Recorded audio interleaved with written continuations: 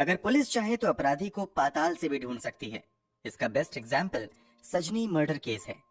26 साल की सजनी नाम की एक महिला की हत्या 14 फरवरी 2003 को अहमदाबाद में हो जाती है। कथित तौर पर यह हत्या घर में लूटपाट के दौरान की गई थी। अभी पुलिस इस लूटपाट और हत्याकांड को सुलझा पाती कि अगले ही दिन इस महिला का पति भी लापता हो जाता है। अब पुलिस इस केस को और लापता पति को ढूंढने के लिए दिन रात एक कर देती है।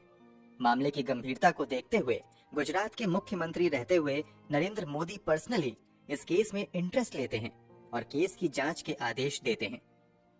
फिर पुलिस इस केस को सुलझाने के लिए 6 साल के अंदर लगभग 1 लाख कॉल डिटेल्स की जांच करती है। हजारों लोगों से पूछताछ की जाती है और पुलिस की कई टीम सालों तक एक अनजान शख्स की तलाश में लगा दी जाती है। फिर जो 15 साल की मेहनत के बाद खुलासा होता है, उसके बारे में जानकर हर कोई शॉक्ड रह जाता है। इस केस में पुलिस का काम इतना लाजवाब था कि अपराधी पुलिस से पूछने पर मजबूर हो गया था कि आप बस मुझे इतना बता दो कि आपने मुझे ढूंढा कैसे। पूरी सच्चाई जानकर आप भी हैरान रह जाएंगे। तो आखिर क्या है सजनी मर्डर केस की पूरी कहानी? चलिए जानते हैं सब कुछ डिटेल से वीडियो में। लेकिन उससे पहले जल्दी से क्राइम की कहानी चैनल को सब्सक्राइब कर दीजिए। दोस्तों, इस कहानी की शुरुआत होती है 14 फरवरी 2003 से। सुबह सुबह अहमदाबाद में रहने वाले ओके कृष्णन नाम के एक व्यक्ति के फोन की घंटी बजती है। ओके कृष्णन फोन उठाते हैं।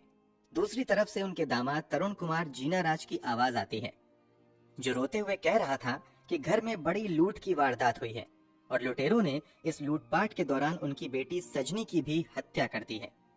बेटी की मौत की खबर सुनते ही ओके कृष्णन अपने कुछ रिश्तेदारों तथा पत्नी के साथ भागते हुए अपनी बेटी दामाद के घर जाते हैं। जब ये लोग वहां पहुंचते हैं तो देखते हैं कि घर का पूरा सामान बुरी तरीके से बिखरा हुआ है।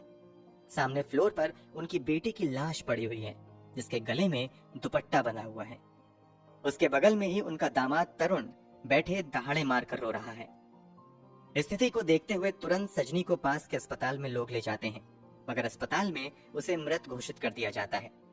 अब तक इस मामले की जानकारी अहमदाबाद पुलिस को भी हो जाती है। पुलिस वाले भी भागते हुए क्राइम सीन पर आते हैं और मामले की जांच शुरू कर देते हैं। पहली नजर में ही ये लूटपाट के दौरान की गई हत्या का मामला लग रहा था।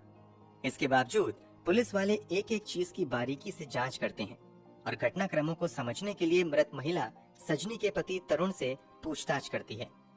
इस पूछताछ के दौरान भी तरुण दहाड़े मार मार कर रोता चिल्लाता रहता है। इस कारण पुलिस ज्यादा दबाव देकर उससे कुछ पूछताछ नहीं करती है, बल्कि शव को पोस्टमार्टम के लिए भेज दिया जाता है और आगे की कार्यवाही शुरू कर दी जाती है। तरुण जरूर दहाड़े मार कर रो रहा था, मगर क्राइम सीन पर पुलिस के साथ मौजूद खोजी कुत्ता लगातार तरुण पर ही भौंक रहा था। खोजी कुत्ते की इस हरकत से लोगों के जहन में सवाल आने लगता है कि इस लूटपाट और हत्या में कहीं तरुण का ही तो हाथ नहीं है। हालांकि तरुण की स्थिति को देखते हुए लोग तुरंत ही इस संभावना से इनकार कर देते हैं। कमाल की बात तो ये होती है कि जब तरुण को अंतिम बार हॉस्पिटल में सजनी को देखने के लिए लाया जाता है, तब भी खोजी कुत्ता उसी पर भौंकना शुरू कर देता है। यहाँ भी कुत्ते की हरकत को नजरअंदाज कर दिया जाता है और मामले की जांच बढ़ती रहती है। पत्नी की मृत्यु की वजह से तरुण की हालत ज्यादा खराब थी, इसलिए पुलिस उससे बहुत ज्यादा पूछताछ नहीं करती है। उसे भी अस्पताल में भर्ती करवाया जाता है। मगर ये क्या, घटना के अगले ही दिन यानी 15 फरवरी 2003 को अचानक से तरुण लापता हो जाता है। पुलिस हर संभव तरुण का पता लगाने की कोशिश करती है, मगर तरुण का कहीं भी अता पता नहीं चलता है। अब लोगों को खोजी कुत्ते के भौंकने का मतलब समझ में आने लगता है। लोग समझ जाते हैं कि सजनी की हत्या में जरूर तरुण का कोई हाथ था। अब पुलिस की कई टीम तरुण को खोजने में लगा दी जाती है, मगर तरुण का कोई अता पता नहीं चलता है। इसके बाद सजनी के माता पिता अपने दामाद तरुण पर ही अपनी बेटी सजनी की हत्या का मामला दर्ज करवा देते हैं। एफआईआर दर्ज होने के बावजूद पुलिस तरुण को खोजने में नाकाम रहती है। 2004 में सजनी के ससुराल पक्ष के कुछ लोगों का लाई डिटेक्टर टेस्ट भी किया जाता है, मगर पुलिस को बहुत ज्यादा कामयाबी नहीं मिलती है। सजनी की हत्या 2003 में हुई थी और अब आ चुका था साल 2006। जब पुलिस वाले सजनी के कातिलों को ढूंढने में नाकाम रहते हैं, तो अब सजनी के पिता इंसाफ मांगने गुजरात के तत्कालीन मुख्यमंत्री नरेंद्र मोदी के पास जाते हैं। पहले कई कोशिशों में तो ये नरेंद्र मोदी से मिलने में नाकाम रहते हैं, मगर किस्मत से इन्हें नरेंद्र मोदी से मिलने का मौका मिल जाता है। पूरी कहानी सुनने के बाद नरेंद्र मोदी गुजरात के आला पुलिस अधिकारियों को बुलाते हैं और सजनी मर्डर केस की फाइल खोलकर फिर से जांच करने का आदेश देते हैं। इसी के बाद 2006 में एक बार फिर से इस केस की फाइल दोबारा खोली जाती है और फिर से जांच शुरू होती है। जांच की जिम्मेदारी तत्कालीन ज्वाइंट कमिश्नर AK शर्मा को दी जाती है। शुरुआती कुछ साल तक पुलिस को कोई कामयाबी नहीं मिलती है। बस साल बदलते रहते हैं, यहाँ तक कि जांच अधिकारी भी बदल जाते हैं, मगर ना तो सजनी के कातिलों का और ना ही सजनी के पति तरुण का कहीं अता पता चलता है। 6 साल और बीत जाते हैं। अब साल आता है 2012। अब इस मामले की जांच DCP दीपन भद्रान के नेतृत्व में शुरू होती है। DCP दीपन बिल्कुल नए सिरे से इस केस की जांच शुरू करते हैं। सबसे पहले इस केस में शामिल एक एक शख्स के इतिहास भूगोल को खंगाला जाता है। ये टीम अपना पहला टारगेट सजनी के पति तरुण को ढूंढने का रखती है। इसके पीछे की सोच ये थी कि अगर तरुण मिल गया तो बहुत से सवालों के जवाब यूं ही मिल जाएंगे। इसीलिए अगले कुछ महीनों में पुलिस द्वारा कई हजार लोगों के प्रोफाइल की जांच की जाती है। इतना ही नहीं, इन लोगों से जुड़े एक एक मोबाइल नंबर और उन मोबाइल नंबर पर आने जाने वाले कॉल की भी निगरानी की जाने लगती है और सभी नंबर की कॉल डिटेल्स भी निकाली जाती हैं। ऐसे अगले कई महीने तक चलता रहता है और इस दौरान पुलिस की कई टीमें लगभग 1 लाख से ज्यादा मोबाइल नंबर की कॉल डिटेल्स निकालती है, मगर किसी भी नंबर का कनेक्शन तरुण नाम के किसी व्यक्ति से नहीं निकलता है। शुरुआती नाकामी के बावजूद पुलिस वाले हिम्मत नहीं हारते हैं और वो तरुण से जुड़े करीबी लोगों के नंबर पर अपनी पैनी नजर बनाए रखते हैं। खास तौर से तरुण की मां अनम्मा और तरुण के भाई के नंबर पर विशेष निगरानी की जाने लगती है। इसमें भी कई महीने बीत जाते हैं, मगर अनम्मा के मोबाइल पर भी एक भी ऐसा कॉल नहीं आता है जो पुलिस वालों को तरुण तक पहुंचा सके। अब पुलिस वाले दूसरा तरीका अपनाने का फैसला करते हैं और अपना भेष बदलकर एक सामान्य व्यक्ति की तरह मंदसौर में रह रही तरुण की मां अनम्मा तक जाते हैं और फिर यहाँ नाटक करके किसी तरह यहीं पेइंग गेस्ट के तौर पर रहने लगते हैं। यहाँ पुलिस का टारगेट था कि शायद अनम्मा के साथ पेइंग गेस्ट के तौर पर रहते हुए उन्हें तरुण का कुछ अता पता मिल सकता है। पुलिस को यहाँ तो बहुत ज्यादा कामयाबी नहीं मिलती है, मगर अनम्मा के कुछ पड़ोसी जरूर पुलिस को कुछ इंपॉर्टेंट इंफॉर्मेशन देते हैं। दरअसल यहाँ गेस्ट के तौर पर रहते हुए जब पुलिस वाले पड़ोसियों के साथ भी अपना व्यवहार मधुर कर लेते हैं, तो कुछ पड़ोसी पूछे जाने पर बताते हैं कि इस बूढ़ी अम्मा के 2 बेटे हैं, जिसमें से एक तो अहमदाबाद में रहता है जबकि दूसरा बेटा कहीं साउथ इंडिया में रहता है।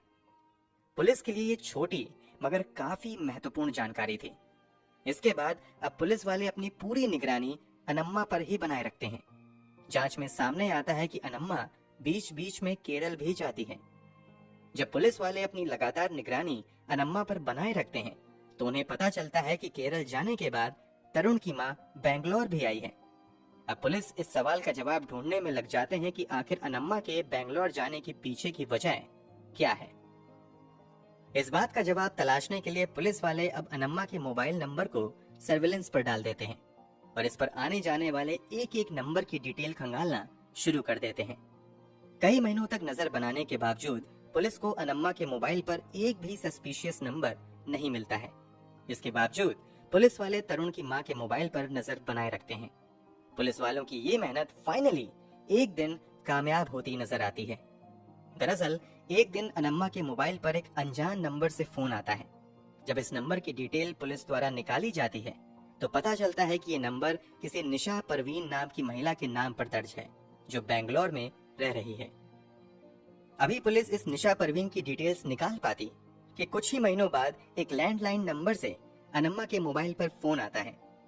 ये पुलिस के लिए एक बहुत बड़ा ब्रेक थ्रू था। अब इस लैंडलाइन नंबर की डिटेल्स निकाली जाती हैं तो पता चलता है कि ये लैंडलाइन नंबर तो बेंगलुरु में ओरेकल इंडिया प्राइवेट लिमिटेड नाम की मल्टीनेशनल कंपनी के नाम पर दर्ज है। अब पुलिस की एक टीम ओरेकल इंडिया कंपनी के ऑफिस पहुंचती है। इस कंपनी में लगभग 35,000 कर्मचारियों का डेटा था।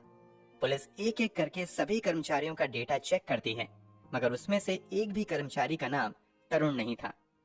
अब पुलिस वाले दूसरा तरीका अपनाते हैं और तरुण की वर्षों पुरानी फोटो लेकर कई लोगों को चुपके से इसी ओरेकल इंडिया के ऑफिस के इर्द गिर्द खड़े कर दिया जाता है तथा ऑफिस में आने जाने वाले एक एक व्यक्ति पर नजर रखने को कहा जाता है। कई दिनों की मेहनत के बाद फाइनली एक व्यक्ति दावा करता है कि इस फोटो में दिख रहे शख्स की तरह ही एक व्यक्ति को उसने इस बिल्डिंग में देखा है।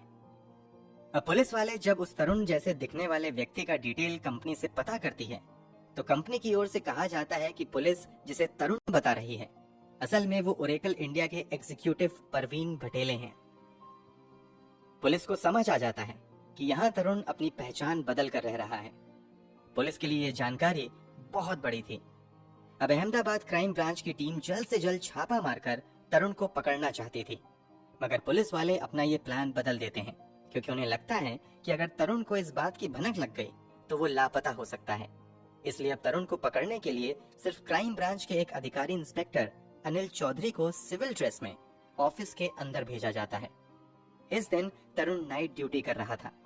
Inspector Anil Chaudhary civil dress में सीधे तरुण के केबिन में जाते हैं और बिना कुछ कहे हेलो मिस्टर तरुण कहते हुए उसकी तरफ हाथ बढ़ाते हैं। 15 सालों में पहली बार किसी ने उस शख्स को तरुण कहकर पुकारा था। तरुण नाम सुनते ही सामने मौजूद व्यक्ति के होश उड़ जाते हैं और वो पसीने पसीने हो जाता है। हेलो मिस्टर तरुण सुनते ही सामने वाले शख्स ने अपना हाथ इंस्पेक्टर की तरफ बढ़ा दिया था। इससे ये कंफर्म हो गया था कि सामने मौजूद व्यक्ति असल में तरुण है, जो प्रवीण भटेले के तौर पर कंपनी से जुड़ा हुआ है। तरुण की पहचान होते ही इंस्पेक्टर अनिल तुरंत नीचे मौजूद अपनी टीम को खबर करते हैं और तुरंत वो तरुण से कहते हैं कि अब तुम्हारा खेल खत्म हो चुका है, चुपचाप मेरे साथ चलो। तरुण समझ चुका था कि 15 साल तक जिस पहचान को उसने छुपाए रखा पुलिस ने उसका पता कर ही लिया। इसलिए वो भी बिना किसी विरोध के पुलिस के साथ चलने लगता है। चलते हुए तरुण बस पुलिस से एक सवाल का जवाब पूछता है कि आप मुझे बस इतना बताओ कि आपने मुझे ढूंढा कैसे। 25 अक्टूबर 2018 को तरुण को गिरफ्तार करके अदालत के सामने पेश किया जाता है, जहां से आगे की पूछताछ के लिए उसे पुलिस के हवाले कर दिया जाता है। अब पुलिस पूछताछ में कई चौंका देने वाले खुलासे होते हैं। पुलिस सबसे पहले 15 साल पहले मरने वाली सजनी के बारे में तरुण से पूछताछ करती है। इस बारे में खुलासा करते हुए तरुण बताता है कि दरअसल घर में कोई चोरी नहीं हुई थी, बल्कि सजनी के साथ शादी करके वो खुश नहीं था। वास्तव में तरुण का लव अफेयर किसी और के साथ चल रहा था, मगर परिवार वालों की बातों में आकर वो बैंक में काम करने वाली सजनी नाम की महिला से मिलता है और फिर 2002 में सजनी से ही शादी कर लेता है। बहुत जल्द वो इस शादी से ऊब जाता है और फिर वैलेंटाइन डे के मौके पर अपनी गर्लफ्रेंड से वादा करता है कि वो उसे एक बहुत बड़ा गिफ्ट देने वाला है। इसी के बाद वो भोपाल में स्थित अपने हीरा पन्ना अपार्टमेंट में आता है तथा अपनी पत्नी की दुपट्टे से गला दबाकर हत्या कर देता है। इसके बाद वो घर का सारा सामान इधर उधर बिखेर देता है और फिर घर में लूट का नाटक करता है। पहले तो पुलिस का खोजी कुत्ता तरुण पर शक जताता है। उसके बाद पूछताछ और शुरुआती जांच में शक की सुई तरुण की तरफ ही घूमने लगती है। इस कारण मौके का फायदा उठाकर अगले दिन तरुण वहां से भाग जाता है। यहाँ से भागने के बाद वो अपनी गर्लफ्रेंड के पास जाता है और उससे कहता है कि मैंने अपनी पत्नी की हत्या कर दी है और अब मैं तुमसे शादी करूंगा। इतना सुनते ही गर्लफ्रेंड धक्का देकर तरुण को वहां से ये कहते हुए निकाल देती है कि मैं किसी हत्यारे से शादी नहीं कर सकती। तरुण के खुलासे के मुताबिक इसके बाद वो भोपाल में रह रहे अपने एक दोस्त परवीन भटेले के पास जाता है। परवीन भटेले कॉलेज के दिनों में तरुण का जूनियर हुआ करता था। यहाँ आकर तरुण प्रवीण को बताता है कि उसे बिजनेस में बहुत ज्यादा नुकसान हो गया है। अब उसके पास ना घर है, ना पैसा है और ना ही कोई जॉब है, इसलिए उसे कोई काम दिलाए। तरुण की हालत देखते हुए प्रवीण उसे अपनी ही एक कोचिंग संस्थान में बतौर इंग्लिश टीचर रख लेता है। यही काम करते हुए तरुण के दिमाग में शैतानी आइडिया आता है और वो धीरे धीरे प्रवीण से काफी नजदीकी बनाता है और फिर उसका पर्सनल कंप्यूटर भी यूज करना शुरू कर देता है। इस दौरान वो चुपके से प्रवीण के सभी डॉक्यूमेंट्स और कॉलेज का सर्टिफिकेट स्कैन कर लेता है। तरुण उन डॉक्यूमेंट में प्रवीण की जगह अपनी फोटो लगाकर खुद ही प्रवीण भटेले के तौर पर जीने लगता है। इन्हीं फर्जी कागजों का इस्तेमाल करते हुए तरुण प्रवीण भटेले के नाम पर वो पासपोर्ट समेत दूसरे सरकारी डॉक्यूमेंट्स भी बनवा लेता है। कुछ समय तक वो इधर उधर समय बिताता है और फिर 2012 में बेंगलुरु चला जाता है, जहां वो प्रवीण के डॉक्यूमेंट के दम पर ओरेकल इंडिया प्राइवेट लिमिटेड में एक अच्छी नौकरी हासिल कर लेता है। इस नौकरी के बदले कंपनी से उसे 22 लाख रुपए का सालाना पैकेज भी मिलता है। वो कंपनी की ओर से 3 बार अमेरिका के दौरे पर भी जाता है। कमाल की बात तो ये थी कि वो ये दौरा और जॉब सब कुछ फर्जी दस्तावेज के दम पर कर रहा था, मगर कभी भी पकड़ा नहीं गया। 2012 में ही प्रवीण की मुलाकात निशा नाम की एक लड़की से होती है। कुछ ही दिनों की मुलाकात के बाद प्रवीण निशा को बताता है कि एक एक्सीडेंट में उसके माता पिता की मौत हो गई थी। तरुण की बनी बनाई कहानी सुनकर निशा तरुण के प्यार में पड़ जाती है और फिर दोनों शादी कर लेते हैं और बेंगलोर में ही एक लग्जरी अपार्टमेंट में रहने लगते हैं। शादी के बाद जब कभी तरुण के माता पिता बेंगलोर आते थे तो तरुण निशा से कहता था कि ये उनके चाचा और चाची हैं। समय के साथ तरुण और निशा 2 बच्चों के माता पिता भी बनते हैं।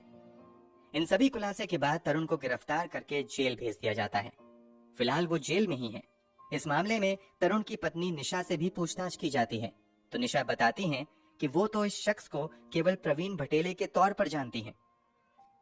फिलहाल की इसकी बात करें तो कभी लाखों की नौकरी करने वाला तरुण जेल की हवा खा रहा है। अपनी गिरफ्तारी के बाद से ही लगातार वो अलग अलग ग्राउंड पर बेल की अपील करता रहता है, मगर उसे किसी भी अदालत द्वारा बेल नहीं दी गई है और फिलहाल वो जेल में ही है। जब अहमदाबाद पुलिस ने इस केस को सॉल्व किया था तो देश में जमकर अहमदाबाद पुलिस की प्रशंसा हुई थी। दोस्तों, पुलिस इन्वेस्टिगेशन के बारे में आप क्या कहना चाहेंगे? कमेंट बॉक्स में जरूर बताएं। अगर हमारी मेहनत पसंद आई हो तो इस वीडियो को लाइक करते हुए शेयर जरूर करें।